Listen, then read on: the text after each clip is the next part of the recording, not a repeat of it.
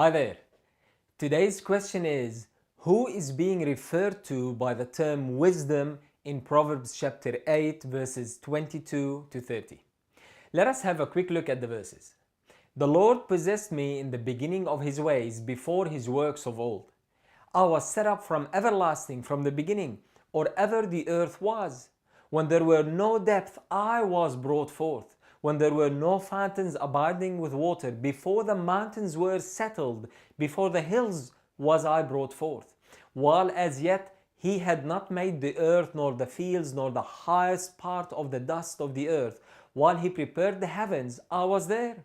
When he set a compass upon the face of the deep, when he established the clouds above, when he strengthened the fountains of the deep, when he gave to the sea his decree that the waters should not pass his commandment, when he appointed the foundations of the earth, then I was by him as one brought up with him, and I was daily his delight, rejoicing always before him.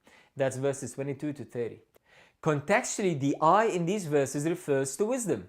So is this talking about the attribute of wisdom or about somebody else? I don't believe scripturally, contextually, or logically we can conclude that this is referring to an attribute. Just think about it. The text clearly states that wisdom was possessed or brought forth at a certain point of time in the days of eternity before anything was created. If the text is referring to the attribute of wisdom, then by implication we are saying that before that point of time God was not wise or did not possess the attribute of wisdom. A closer look at the passage with its surrounding context proves this verse is talking about the Son of God who is the wisdom of God.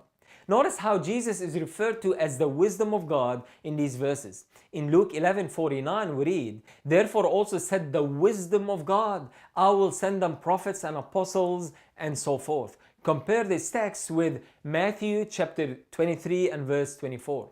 Also in 1 Corinthians chapter 1 verse 24 and 30 we read, "But unto them which are called both Jews and Greeks, Christ the power of God and the wisdom of God." He goes on to say, "But of him are ye in Christ Jesus, who of God is made unto us wisdom and righteousness and sanctification and redemption."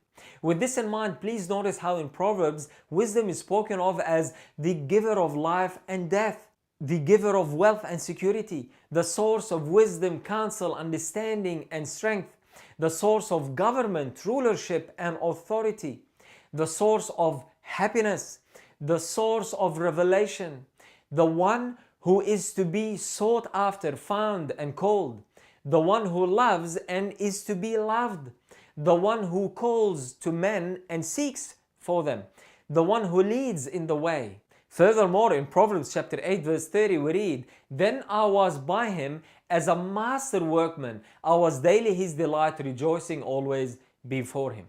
Contextually speaking, this is referring to the time of creation. The point of the text is that during the work of creation, I, wisdom, was there as a master workman, or as the word means, architect or skilled workman. Notice what we read later on in Proverbs chapter 30. "Who has ascended up into heaven and descended? Who has gathered the wind in his fist? Who has bound the waters in his garment? Who has established all the ends of the earth? What is his name, and what is his son's name, if thou knowest?" Again, while making reference to the work of creation, the author attributes creation to two individuals and identifies them by relationship as a father and son. Hence, according to this text, the master workman that was with God during creation is his son. The New Testament confirms this to us in many places, as you see on the screen. The context of the book of Proverbs, especially chapter 8, and the larger context of the Bible proves to us that this wisdom spoken about in Proverbs 8 is the Son of God, whom we have come to call Jesus. So as you can see in this chapter, it is Jesus who is speaking under the title of wisdom. Don't forget to send your questions in, and God bless.